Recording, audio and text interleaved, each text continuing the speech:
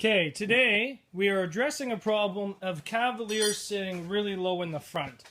Now, if your rules allow you to run solid suspension, it's very easy to do this. What you do is you just take the strut out, take the spring out, either put a piece of pipe in or just slide a washer down it, weld the washer on, and then you can even put the pipe in later for extra strength so it doesn't bend. But our rules do not allow for pipe, so you're only allowed the washer.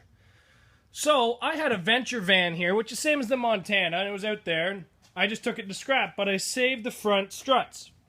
Now, here is the Venture strut. Now, this is out of a 3.8 van, so it's a 3.8 liter front-wheel drive. Now, it did have aluminum spindles down here. Now, this is out of a Cavalier. So, note the differences. See how this one's round, and this one's shaped like a triangle. And then, see this smaller shoe? This one has a larger shoe because it has a larger spring. So this is designed if the spring breaks, the shoe can sit on it. The spring can sit on the shoe. So what we're going to do is we're going to trim down the shoe all the way along so that gives more tire clearance.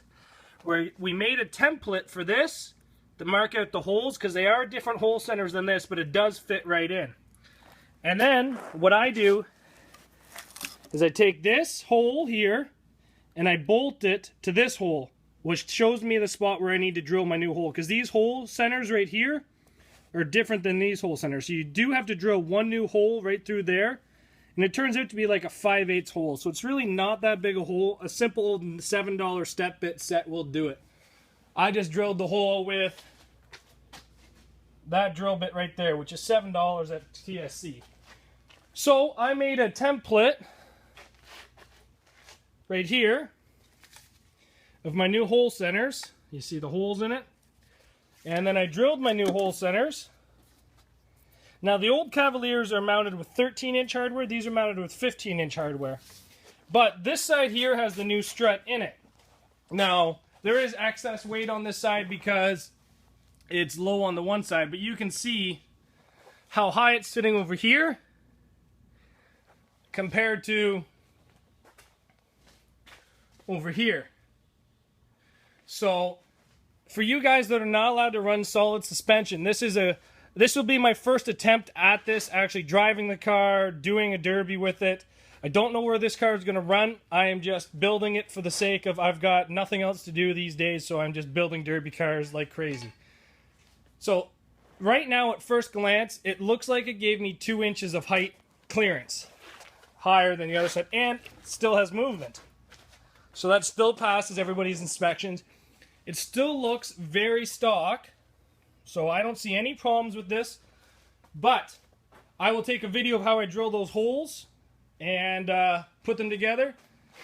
And I'll get the other side done. I'll get it sitting upright, and then we'll take it for a quick test drive and see how it goes. But first glance, it honestly looks like I've gained about 2 inches of fender height just off that one side, which is phenomenal.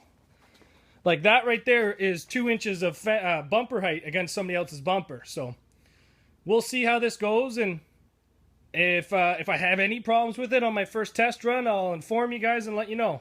So now I've got these things bolted together, and as you can see, I got a hole drilled between them to line up that bottom new hole, because you can see how far it's out over the aluminum spindles compared to the old steel spindles.